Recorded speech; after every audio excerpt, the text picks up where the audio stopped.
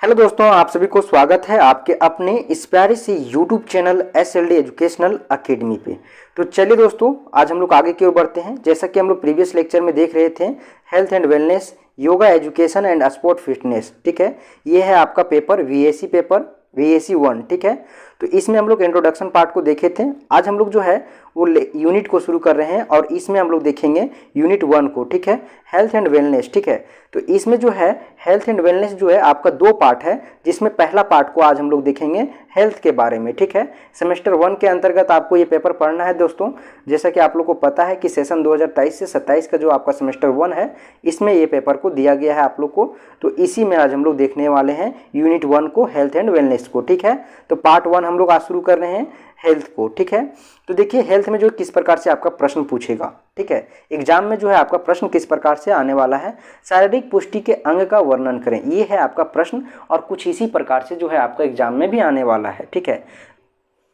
तो देखिए हम लोग जो है इसका सही उत्तर एग्जाम में किस प्रकार से देंगे। शारीरिक पुष्टि के अनेक अंग होते हैं, ठीक है, और अलग अलग खेल व शारीरिक क्रियाएं जो है उस शारीरिक पुष्टि के प्रत्येक अंग का अलग अलग मात्रा में विकास करती है। इसका मतलब ये है दोस्तों कि जो अलग अलग खेल है या फिर अलग अलग जो आपका शारीरिक क्रियाएं हैं, उसके द्वारा जो है शारीरिक पुष्टि के प्रत्येक अंग का जो है वो अलग अलग तरह से जो है अलग अलग मात्रा में जो है वो विकास करती है। कोई कम मात्रा में विकास करता है, कोई अधिक मात्रा में विकास करता है। उदाहरण के तौर पर ऐसे खेल जिसमें निरंतर गतियाँ होती है, ठीक है, यानी कि उदाहरण के तौर पर आप देख सकते हैं जैसे तैराकी हो गया, दौड़ में हो गया, जो है हृदय और फेफड़ों की जो कार्य कुशलता है या फिर कार्य क्षमता है वो वृद्धि हो जाती है, ठीक है।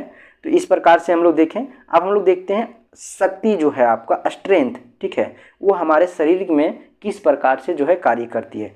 शक्ति हमारे शरीर की मांसपेशियां द्वारा उत्पन्न की गई वह क्षमता है जिसके द्वारा व्यक्ति किसी कार्य के करने के लिए जो है योग्य होता है, ठीक है। शारीरिक शक्ति जो है वो हमारे मांसपेशियों के द्वारा उत्पन्न होती है और जिससे हमें कार्य करने की जो है क्षमता प्रदान होता है, ठीक है। तो देखिए शक्ति शारीरिक पुष्टि का एक महत्वपूर्ण अंग है, ठीक है, यानी जो हमारा शक्ति है, जो स्ट्रेंथ है, वो हमारा शारीरिक पुष्टि का एक महत्वपूर्ण अंग है, ठीक है। शक्ति को इस प्रकार भी परिभाषित किया जा सकता है, वह शक्ति की वह मात्रा होती है जो एक मांसपेशी या फिर एक मांसपेशियां समूह पैदा करता है, ठीक है। वह शक्ति की वह मात्रा होती है, ठीक है। शक्ति वह मात्रा होती है जो एक मांसपेशी या फिर एक मांसपेशियां समूह के द्वारा पैदा होता है, ठीक है, यानी उत्पन्न होता है, उसी को हम लोग बोलते हैं शक्ति, ठीक है। अब हम लोग इसको जो है अच्छे तरह से समझने के लिए जो है हम लोग इसको जो है कई पार्ट में देखेंगे, पॉइंट टू पॉइंट, ठीक है। तो इसको कई भागों में बांटा गया है, जिसमें पहला भाग है आपका पॉइंट नंबर 1, गतिशील शक्ति, ठीक है। जब कोई व्यक्ति या खिलाड़ी गतिशील शक्ति का प्रयोग करता है तो गतियां स्पष्ट रूप से दिखाई देती है, ठीक है। कोई खिलाड़ी खेल रहा है और उसमें गति है तो गतिशील शक्तियां जो है स्पष्ट रूप से दिखाई देता है, ठीक है। प्रत्येक खेल की गतियां में अंतर होने के कारण उनमें जो है अलग अलग प्रकार की गतिशील शक्तियों का प्रयोग होता है, जो कुछ इस प्रकार से निम्नलिखित है। पहला आपका है अधिकतम शक्ति, फिर है आपका दूसरा विस्फोटक शक्ति, और तीसरा जो है आपका थर्ड वो शक्ति सहन क्षमता, ठीक है, यानी सहन क्षमता शक्ति, ठीक है। उसके बाद हम लोग पॉइंट 2 की ओर बढ़ेंगे दोस्तों। तो पॉइंट 2 जो है आपका अस्थिर शक्ति, यानी अस्थिर शक्ति जो आपके शरीर के अंदर जो है वो अस्थिर रूप में जो है शक्ति है, अस्थिर ऊर्जा है, उसी को हम लोग बोलेंगे अस्थिर शक्ति, ठीक है। अस्थिर शक्ति को आइसोमेट्रिक भी कहा जाता है, ठीक है, आइसोमेट्रिक शक्ति भी कहा जाता है। आइसोमेट्रिक का मतलब होता है दोस्तों जो आपके शक्ति, जो आपका ऊर्जा है उसको जो है संरक्षित करके अपने आपके जो शरीर में रखता है, उसी को हम लोग आइसोमेट्रिक कहते हैं। यानी कि आइसोमेट्रिक का मतलब है कि ऊर्जा घर, ठीक है, ऊर्जा के घर होता है जो आपके शक्ति को ऊर्जा के रूप में आपके शरीर में जो बनाए रखता है, उसी को हम लोग आइसोमेट्रिक शक्ति कहते हैं, ठीक है। कुछ समय के लिए निरंतर रूप से व्यक्ति अपने मांसपेशियों के अधिक से अधिक जितनी शक्ति बिना किसी विशेष के लगा सकता है वह उस व्यक्ति के अस्थिर शक्ति होती है, ठीक है। तो इस प्रकार से हम लोग देखें अस्थिर शक्ति। अब हम लोग देखते हैं गति को। ठीक है, गति व्यक्ति का वह योग्यता या क्षमता है जिसके द्वारा वह एक ही प्रकार के मूवमेंट को बार बार बहुत तेजी गति से करता है। वास्तव में जो है गति वह योग्यता है जिसके शरीर के मूवमेंट जितने तेज हो सके किए जाते हैं। ठीक है, तेज हो सके किए जाते हैं। दौड़ने में इसका प्रयोग अधिक किया जाता है। ठीक है, अलग अलग खेलों में अलग अलग प्रकार के फास्ट मूवमेंट तथा जो है वो त्रुपति क्रियाएं होती है। ठीक है, फास्ट मूवमेंट या त्रुपति क्रियाएं होती है।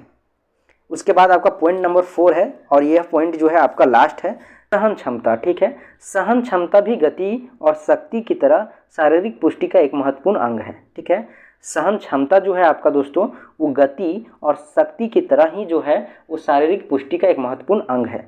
यह क्रिया को जारी रखने की योग्यता होती है। ठीक है, जो आपका सहन शक्ति है, सहन क्षमता जो है वो शारीरिक क्रिया को जो है जारी रखने का योग्यता होती है। ठीक है, सहन क्षमता को सामान्यतः आंतरिक बल भी कहा जाता है। सहन क्षमता मतलब जो आपके अंदर जो आपका बल है उसी बल को हम लोग बोलते हैं कि आपका सहन क्षमता है। ठीक है, वास्तव में किसी गति या भार को अधिक समय तक अपने ऊपर स्थिर रखने की व्यक्ति के भी शरीर की संरचनात्मक क्षमता का परिणाम को उसकी सहन क्षमता कहा जाता है। अर्थात व्यक्ति थकान को किस सीमा तक दूर रख सकता है। ठीक है, किसी व्यक्ति जब कार्य करता है तो वो कार्य करने के दरमियान जो थकान होता है वो थकान को किस क्षमता तक है, किस सीमा तक जो है वो सह सकता है, उसी को हम लोग बोलते हैं सहन शक्ति। ठीक है, प्रत्यक्ष या अप्रत्यक्ष रूप से सहन क्षमता का प्रयोग अधिकतर खेलों में होता है। ठीक है, मूल रूप से सहन क्षमता 2 प्रकार की होती है, छोटी अवधि की सहन क्षमता और लंबी अवधि की सहन क्षमता। ठीक है, आप जो है खेल जब खेलते हैं, ठीक है, तो उस खेल के दरमियान में जो है आपको सामान्यतः जो है 2 प्रकार की जो है सहन क्षमता को प्रयोग किया जाता है। एक आपको शॉर्ट टर्म के लिए जो है आपको छोटे अवधि के लिए जो है वो सहन क्षमता का ज़रूरत पड़ता है, या फिर आपको जो है लंबी अवधि यानी लॉन्ग टर्म के लिए जो है वो सहन क्षमता की ज़रूरत पड़ता है। तो इस प्रकार से हम लोग दोस्तों देखें जो आपका हेल्थ पार्ट था उसको। अब हम लोग नेक्स्ट वीडियो में वेलनेस पार्ट को देखेंगे, तो हमारे साथ इसी तरह कंटिन्यू बने रहे दोस्तों। और अगर अभी तक आप लोग जो है इस YouTube चैनल को सब्सक्राइब नहीं किए हैं दोस्तों तो ज़रूर से कर लें। और साथ ही साथ बता दें दोस्तों कि अगर आप लोग टेलीग्राम चैनल को ज्वाइन नहीं किए हैं तो ज्वाइन कर लें, ताकि जो है आपको ये PDF जो है वहाँ पे मिल सके। ठीक है, और आप लोग को किसी प्रकार से कोई कन्फ्यूजन होता है तो आप लोग कमेंट सेक्शन में कमेंट कर सकते हैं। साथ ही साथ अगर वहाँ से कन्फ्यूजन दूर नहीं होता है तो आप लोग जो है टेलीग्राम चैनल को ज्वाइन कीजिए और वहाँ पे आपको जो है वो कॉन्टैक्ट आपको हमारा मिल जाएगा। वहाँ से जो है आप हमें डायरेक्ट कॉन्टैक्ट कर सकते हैं टेलीग्राम के माध्यम से। ठीक है, तो ये है आपका Telegram channel SLD educational academy. वहाँ से SLD एजुकेशनल एकेडमी का जो आपका टेलीग्राम चैनल है उसको ज्वाइन करके आप हमें मैसेज भी कर सकते हैं। ठीक है, तो धन्यवाद दोस्तों, फिर हम लोग मिलेंगे एक नए वीडियो में। तब तक के लिए आप लोग को बहुत बहुत धन्यवाद।